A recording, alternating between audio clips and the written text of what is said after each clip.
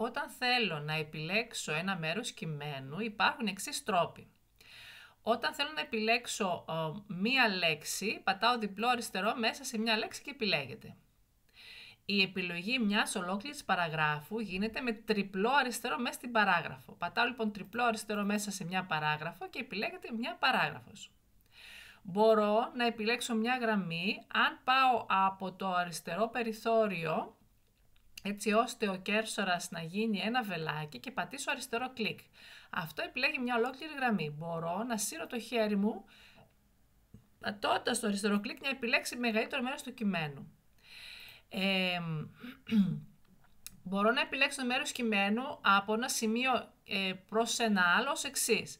Αν για παράδειγμα θέλω να επιλέξω το κείμενο από την αρχή μέχρι το ερωτηματικό εδώ, σε αυτήν την παράγραφο, πατάω και κρατάω το shift πατημένο, αφού ο κέρσορας βέβαια έχει πατηθεί στην αρχή, κρατάω λοιπόν το shift πατημένο και πατάω στο τέλος του κειμένου που θέλω να επιλέξω και επιλέγεται.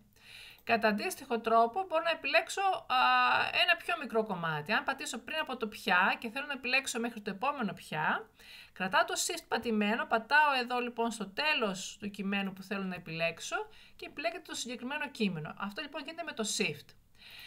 Όταν θέλω να επιλέξω τα πάντα όλα, είναι το Ctrl και Α, είναι από τη λέξη All, οπότε τώρα επιλέγεται όλο το κείμενο μέχρι το τέλος.